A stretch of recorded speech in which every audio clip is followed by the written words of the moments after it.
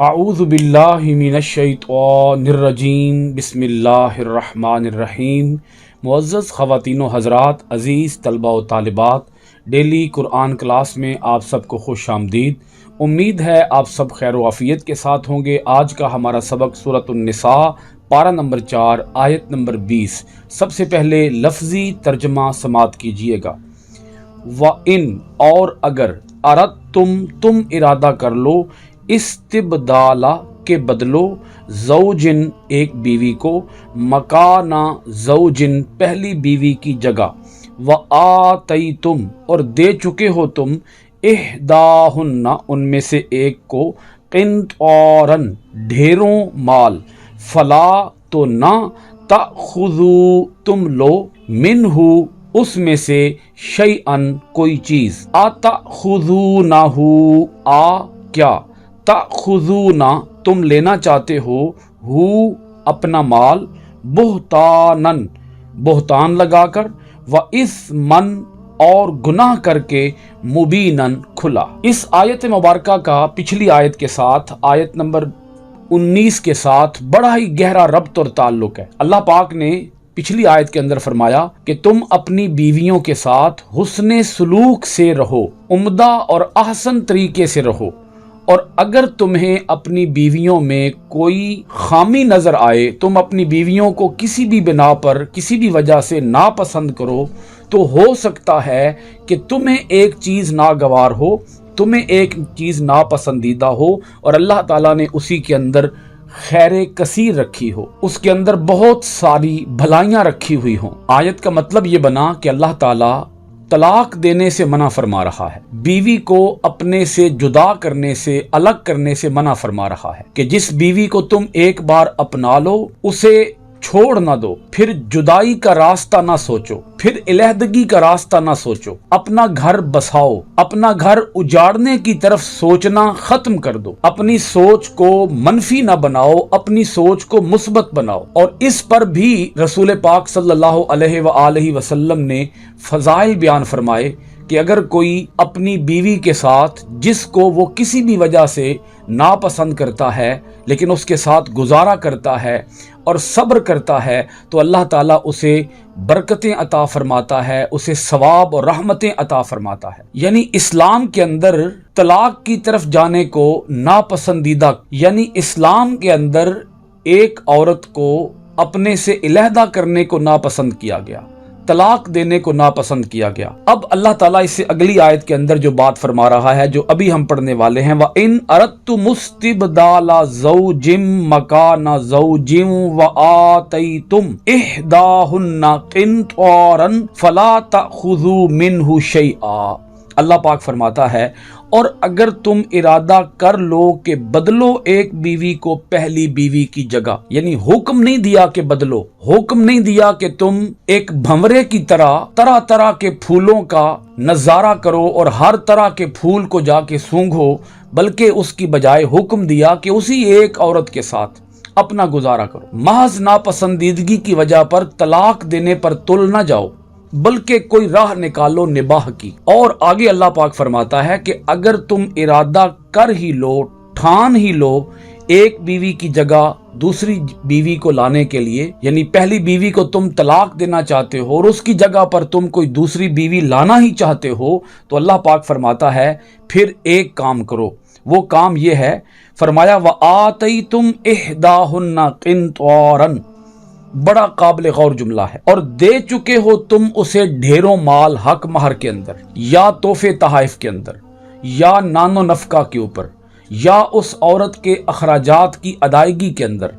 تم ڈھیروں مال دے چکے ہو، تم اس عورت کو خزانے دے چکے ہو۔ اللہ پاک فرماتا ہے فَلَا تَأْخُذُوا مِنْهُ شَيْئًا، تو اس میں سے کوئی چیز واپس نہ لو۔ اللہ رب العالمین نے پچھلی آیت کے اندر، آیت نمبر 19 کے اندر بڑی تفصیل کے ساتھ اس بات کو بیان فرمایا کہ اگر عورت کی کسی برائی کی وجہ سے، عورت کے بد چلن ہونے کی وجہ سے، عورت کے بد کردار ہونے کی وجہ سے اگر تم طلاق دے رہے ہو تو تم حق مہر واپس لے سکتے ہو، لیکن یہاں ایک دوسرا پہلو بیان کیا گیا۔ अरब के मुआशरे के अंदर ये एक रिवाज था कि वो अपनी एक बीवी को तलाक देते और खामखा तलाक दे देते, बगैर किसी वजह के, बगैर किसी सबब के वो तलाक दे देते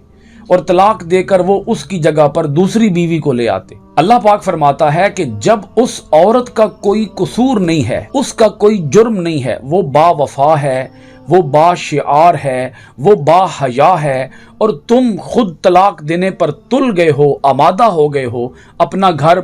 उजाड़ने पर, अपने घर के सुकून को तबाह करने पर तुम तुल ही गए हो, तो अल्लाह पाक फरमाता है कि फिर एक काम की तुम्हें पाबंदी करना होगी, और वो काम ये है कि तुम उनसे हक महर वापस नहीं ले सकते। अहले अरब अपनी पहली बीवी को तलाक देते और उसकी जगह पर दूसरी बीवी लेके आते, और वो जिस बीवी को तलाक देते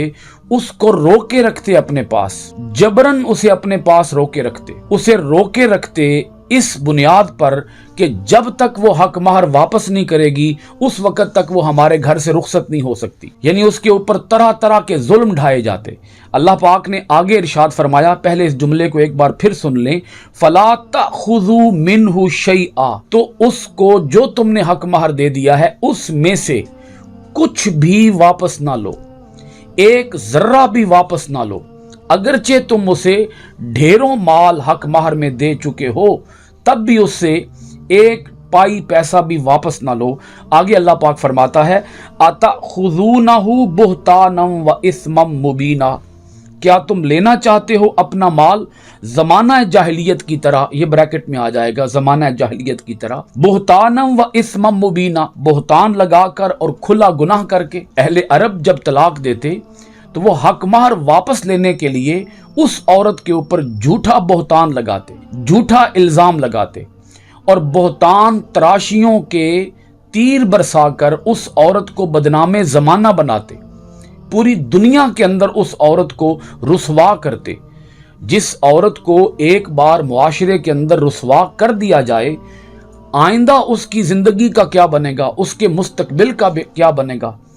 उसकी अगली लाइफ का क्या बनेगा, उसके साथ क्या कोई दूसरा मर्द निकाह करने के लिए तैयार होगा? हरगिज नहीं होगा। इसका मतलब यह है कि उस औरत का सुकून, उसका मुस्तकबिल, उस औरत की पूरी जिंदगी को दांव पे लगा दिया जाएगा, महज एक आदमी के ना चाहने की बुनियाद पर, ना पसंदीदगी की बुनियाद पर, और वजह भी कोई नहीं है, बगैर किसी वजह के वो तलाक दे रहा है। तो अल्लाह पाक फरमाता है कि तुम अल्लाह ताला के यहाँ गुनाहगार तो हो गई, यानी खामखा तलाक देने की वजह से तुम गुनाहगार तो हो गई, एक गुनाह तुमने अपने सर ले लिया है, लेकिन अब दूसरा गुनाह अपने सर ना लो। और वो दूसरा गुनाह क्या है? वो है उस औरत के ऊपर बहुतान तराशी और बहुतान लगाकर उसे फारिग कर देना और फिर उसे मुतालबा करना। अब ये तीसरा गुनाह आ गया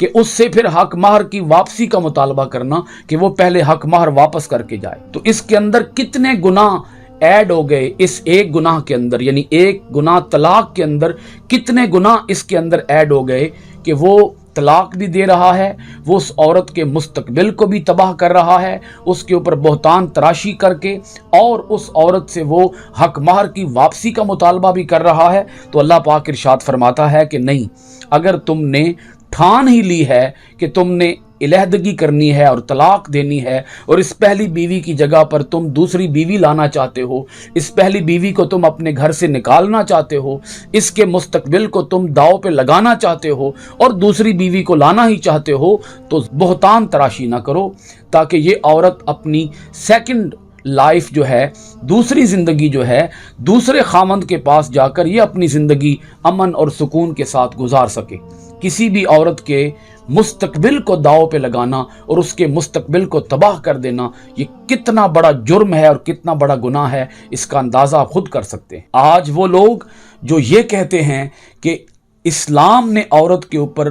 पाबंदियाँ आयद की, इस्लाम ने औरत के ऊपर सख्तियाँ आयद की, उन लोगों को ये आयत गौर से पढ़नी चाहिए और उन्हें सोचना चाहिए कि क्या इस्लाम ने औरत के ऊपर सख्तियाँ आयद की हैं या उसे सख्तियों से निजात दिलाई है, उसे पाबंदियों से आज़ाद किया है और उसे अपनी आज़ादाना ज़िंदगी गुजारने का एक इंतहाई खूबसूरत रास्ता अता किया है। अब आगे सुनिएगा, अल्लाह पाक ने इस सिलसिला कलाम को भी छोड़ा नहीं। अगली आयत के अंदर अल्लाह पाक ने बड़ी गहरी बात फरमाई। جذبات کو اللہ تعالیٰ مخاطب کرتا ہے، انسانی جذبات کو اللہ تعالیٰ خطاب کرتا ہے۔ اللہ پاک فرماتا ہے وَكَيْفَ تَأْخُذُونَهُ، اور کیوں کر تم واپس لیتے ہو، ہو کا معنی بنے گا اس کو، تم کیوں کر اس کو واپس لیتے ہو، یعنی مال کو، تم مال کو کیوں کر واپس لیتے ہو۔ اللہ پاک جھنجھوڑ رہا ہے انسانوں کو۔ وَكَيْفَ تَأْخُذُونَهُ، اے ظالم مردو، تم اپنی بیویوں کو طلاق دے کر اور ان سے حق مہر کی واپسی کا مطالبہ کر کے انہیں تم پریشان کرتے ہو، ان کی زندگی کو تم تاراج کرتے ہو، تباہ کرتے ہو۔ اللہ پاک فرماتا ہے کیوں لیتے ہو واپس ان سے مال؟ وَقَدْ أَفْضَى بَعْضُكُمْ إِلَى بَعْضٍ، فرمایا وقد، اور حالانکہ، افضا، تنہائی میں مل چکے ہو، تنہائی میں مل جل چکے ہو، بعضکم الی بعض، تم ایک دوسرے سے۔ اللہ پاک فرماتا ہے علیحدگی کی تلخیاں کیا اتنی زیادہ ہو گئی ہیں کہ تم ماضی کی حسین یادوں کو بھی بھلا دو۔ تم نے کتنی ہی راتیں تنہائیوں کے اندر بسر کی ہیں، ان تنہائیوں کی راتوں کو اور ان یادوں کو تم یاد کر کے اسے حق مہر معاف کر دو۔ طلاق تم دینا چاہتے ہو نا، عورت کا تو کوئی قصور نہیں ہے، تو ان ماضی کی حسین یادوں کو اپنے ذہن کے اندر تازہ کر کے بھول جاؤ اس حق مہر کو جو تم دے چکے ہو، وہ اس کا ہو چکا ہے۔ اللہ پاک یہاں بتانا یہ چاہتا ہے کہ اگر تم اس عورت کو طلاق دے رہے ہو جس کا کوئی قصور نہیں ہے، جس کا کوئی جرم نہیں ہے، بلا وجہ تم اسے اپنے گھر سے نکال رہے ہو، تو اللہ پاک فرماتا ہے کہ علیحدہ ہونے کا تو کوئی اچھا طریقہ اپنا لو۔ اگر تم اسے خوبصورتی کے ساتھ اس نکاح کو پایہ تکمیل تک نہیں پہنچا سکے، اس وفا کے عہد کو تم مکمل نہیں کر سکے، اس وفا کے عہد کو تم کنارے نہیں لگا سکے، تو اللہ پاک فرماتا ہے علیحدگی کا راستہ تو اچھا اپناؤ، نباہ تو تم سے ہو نہیں سکا، اچھا نباہ تو تم کر نہیں سکے، لیکن اب اتنا